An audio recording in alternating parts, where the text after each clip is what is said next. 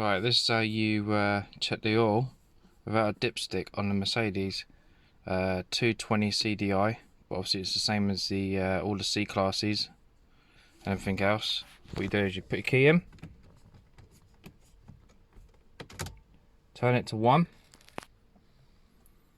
You obviously press this 1, 2, 3, and then you select this, which will show you that.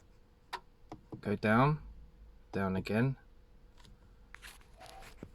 and then what you do is you turn the key once,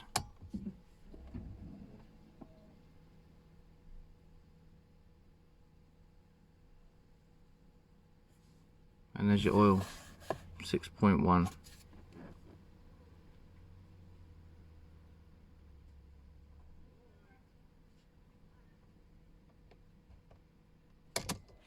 The other way is turn the key to 3, press this bit down, switch ignition on, check engine, turn it again to ignition, engine measuring in progress, vehicle must be level for correct measurement. And a second, engine all level okay. There you go. That is how you check the oil on a Mercedes. So thanks for watching, guys. Like and subscribe if this is helpful. Thank you. Bye.